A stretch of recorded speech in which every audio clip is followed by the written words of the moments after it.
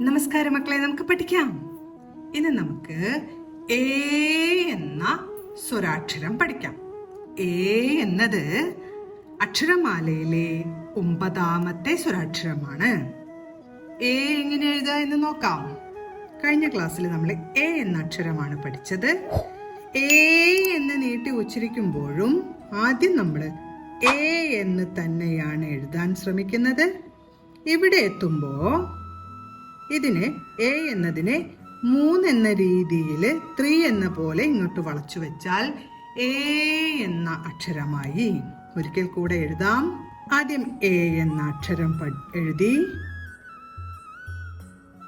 ഇവിടെ എത്തുമ്പോൾ ഈ സൈഡിലേക്ക് 3 എന്ന പോലെ 3 എന്ന പോലെ വളച്ചു വെച്ചാൽ എ എന്ന് നീട്ടി നമുക്ക് ഉച്ചരിക്കാനാവും.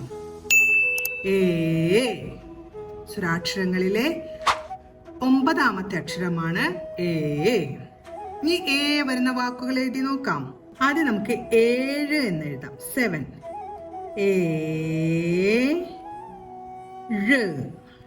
എഴുതി ചന്ദ്രക്കല ഇട്ടു. 7. അടുത്തത് ഏലം എന്ന് എഴുതാം.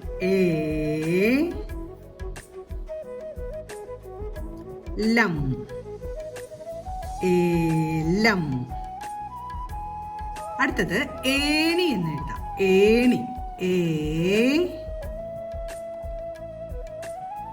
നി നായെഴുത്തി ഇടച്ചിഹ്നം വരയ്ക്കണം.